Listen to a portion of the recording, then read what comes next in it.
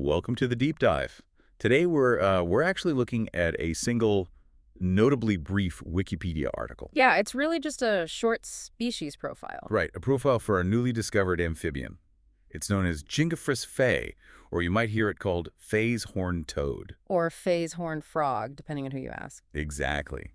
And the mission for our deep dive today is to uncover how this one, frankly, seemingly obscure little profile serves as this wide-open window into the broader mechanics of global biodiversity. And modern taxonomy. Yes, and the absolute urgency of conservation. Okay, let's unpack this.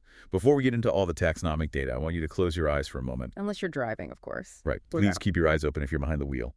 But otherwise, put yourself in the boots of a field researcher. You're stepping into this ancient, largely untouched mountain forest. The air is just incredibly heavy. Heavy, damp, and the canopy up above you is so dense that it filters all the sunlight into this persistent, dim green glow. Every single surface around you is damp. It's humming with biological activity. You can almost feel the humidity in your lungs. Exactly. And you aren't just taking a hike. Yeah. You are actively scanning the leaf litter, looking for tiny variations in the environment that humanity has simply never documented before. That mental image perfectly sets the stage for the historical context of our source material today, because the year is 2018. Not that long ago. Not at all. A team of researchers from the Kadoorie Conservation China Department, often abbreviated as the KCC in the literature, is out in the field, and they're conducting a rigorous ecological survey. Which is incredibly grueling work. Oh, absolutely. An ecological survey in these dense mountainous regions requires immense patience, meticulous observation. I mean, researchers are essentially looking for needles in a continent-sized haystack. And in the mud, no less. Right. The authors of this particular discovery, researchers named Yang Wang and Wang, were engaged in exactly this kind of painstaking fieldwork when they documented our subject today, the Fei's horned frog. But the detail that stands out in the report, the part of the source text that really frames the scale of what we're talking about here, isn't just the frog itself. It's the context of the entire expedition. Yeah, they didn't just find this one frog. When Yang, Wang, and Wang were conducting that survey in 2018, it wasn't an isolated find at all. They documented the Fei's horned frog alongside 3 other completely new species of frog. During that exact same single survey. Finding one new species is often a career-defining milestone, something that takes years of subsequent verification. But they found 4. 4 completely unknown species. What's fascinating here is what that actually signifies for the scientific community, and really for our broader understanding of the planet's biosphere. It's a massive reality check. It is. To stumble upon 4 completely unknown amphibian species at once emphasizes to you, the listener, just how much of the natural world remains completely undocumented. Because we often operate under this assumption that, in the 21st century, the map of the world's fauna is mostly complete. Right, save for the deepest oceans, maybe. Or microscopic organisms. Mm. But a discovery of this magnitude proves that there are entire, complex microecosystems operating right under our noses, filled with vertebrates that have been evolving for millions of years, completely outside of the human scientific record. It effectively resets our perspective on the human footprint. Yeah, we assume we have a comprehensive understanding of these regions, and then 4 distinct frog species just enter the scientific record in one sweep. It's incredible. To really grasp how an animal stays hidden for that long, we need to look at the physical traits documented in the source. Because according to the physical description, Jingophrys feii has a small, slender body. But contrasting with that slender frame, it features a protruding snout. Yeah, a very distinct snout. It's primarily brown, but the skin is covered in these black and white tubercles along its back and its legs. And those tubercles, the bumpy textures on the skin, they are an absolute masterclass in evolutionary adaptation. Because of the camouflage. Specifically in the realm of disruptive coloration and textural mimicry.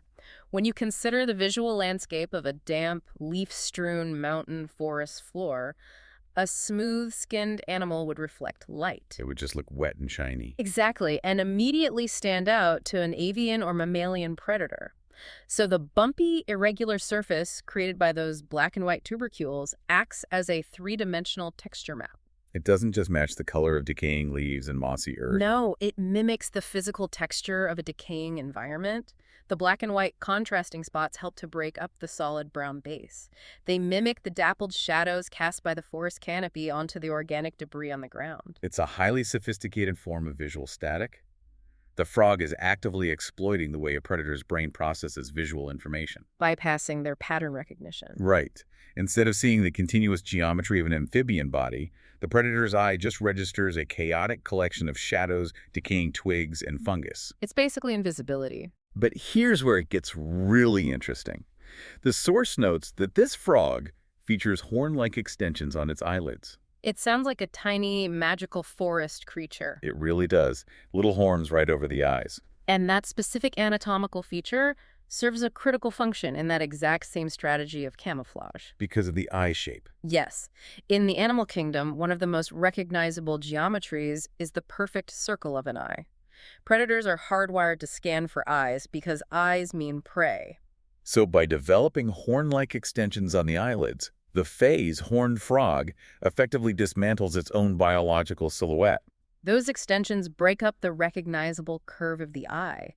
They cast these irregular shadows that look more like the jagged edge of a dead leaf than a vital organ. It is brilliant structural engineering. And speaking of structural engineering, the source also highlights a highly specific auditory trait. The tympanum. Yeah, it notes the presence of a distinct round tympanum, which is basically the eardrum. In a dense, acoustically damp wetland environment where the sound of dripping water and wind is constant, having a pronounced, specialized auditory receiver right on the surface of the skin is essential. They need to be able to detect specific mating calls or territorial signals through a tremendous amount of environmental white noise. The acoustic architecture is just as specialized as the visual camouflage.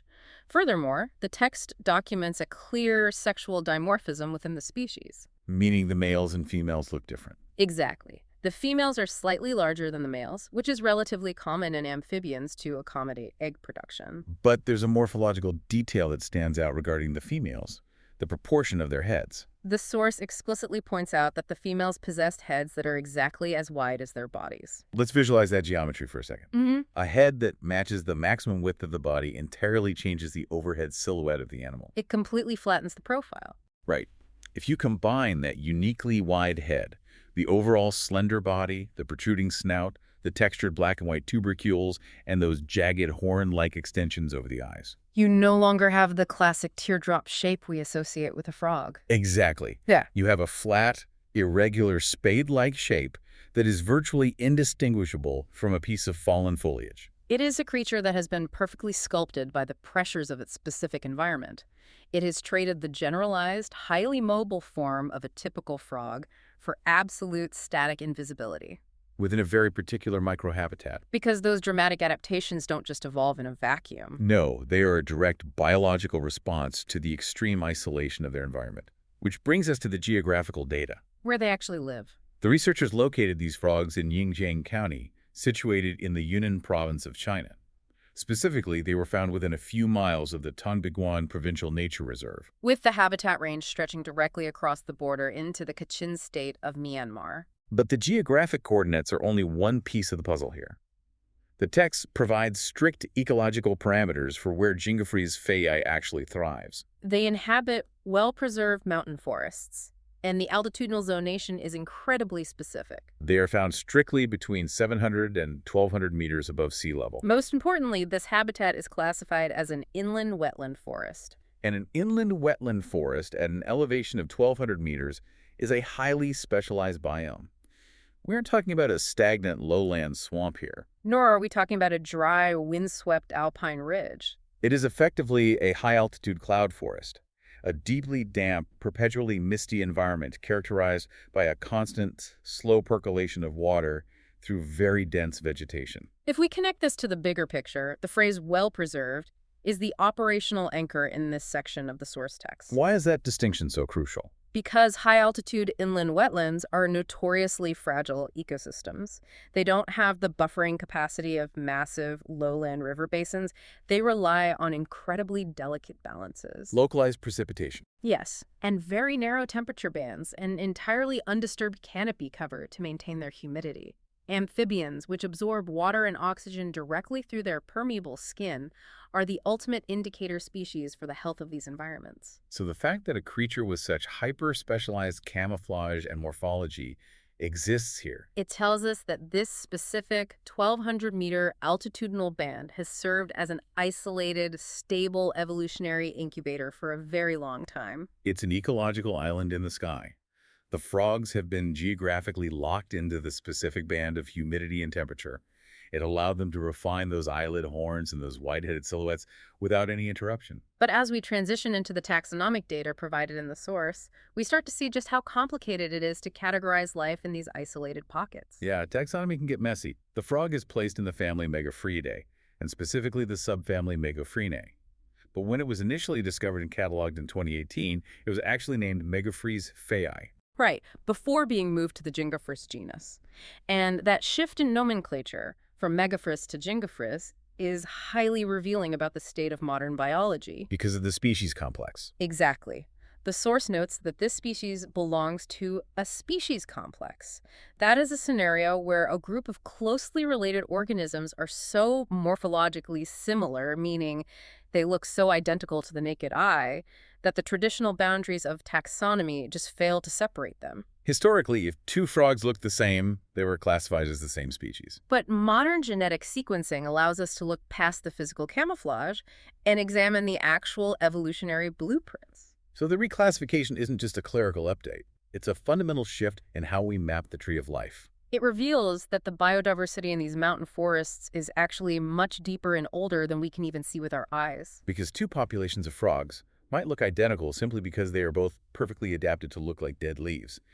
But genetically, they might have diverged millions of years ago. And we are heavily relying on intense genetic analysis to untangle these cryptic lineages right now. The ongoing taxonomic debate really highlights a broader scientific reality.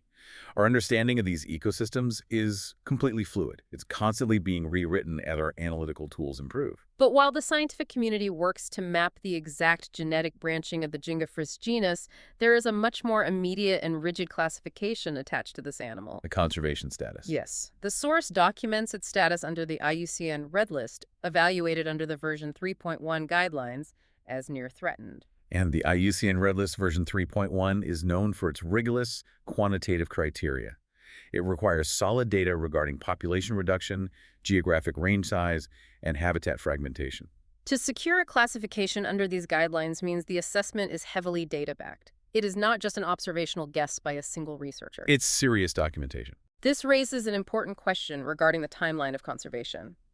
How does a species enter the scientific record in 2018 and almost immediately trigger a near-threatened evaluation under such strict criteria? Because traditionally, conservation efforts are focused on species that have been monitored for decades. Cases where scientists have mapped a clear historical decline in population over time. So what does this all mean? It means that the inherent biology and geography of the phase horned frog simultaneously make it a marvel of evolution and a prime candidate for extinction. Its entire existence is predicated on a highly restricted geographic area. That specific 700 to 1,200 meter band of well-preserved mountain wetland on the China-Myanmar border. Any localized disruption to that habitat has a disproportionately massive impact. Whether it is a slight shift in ambient temperature due to climate change, Or a change in precipitation patterns affecting the wetland's moisture balance, or even encroachment from agricultural development. a single regional event could theoretically compromise the entire global population of the species. The frog is perfectly adapted to survive its natural predators, but its extreme specialization offers zero defense against rapid environmental shifts. It connects the data right back to the urgency of protecting these specific high-altitude ecological islands. These newly discovered fragments of biodiversity are incredibly precious, yet they're teetering on the edge of vulnerability the exact moment we find them. The well-preserved nature of that forest isn't just a nice descriptor. It is the absolute baseline requirement for the species' continued survival. Every newly described species within these delicate wetland complexes represents a vital node in a massive ecological network.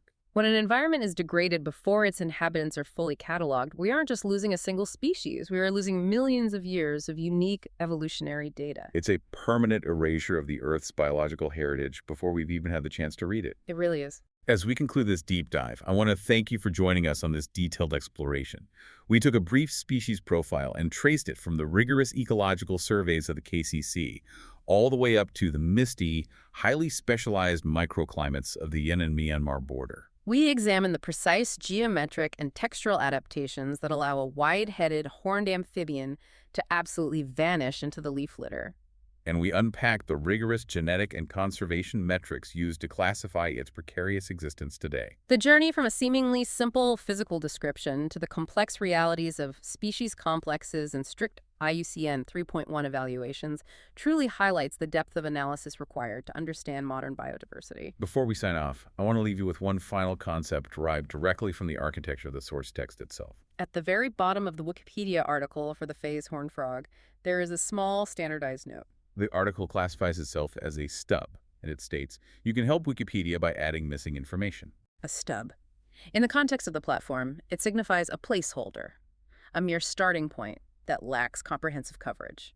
Think about the metaphorical weight of that classification. If the sum total of humanity's documented publicly accessible knowledge about this highly specialized, organically engineered, wetland-dwelling creature is currently categorized as a stub with missing information. How vast are the blank spaces in our understanding of the planet's broader ecosystems? Exactly. How many other biological complexities, how many entirely distinct, cryptic lineages of life are operating right now in those mountain forests, completely undocumented, waiting for someone to do the painstaking work of filling in the blanks? It is a profound perspective to hold. The natural world is still overwhelmingly full of missing information, actively waiting to be observed, understood, and added to the record of life.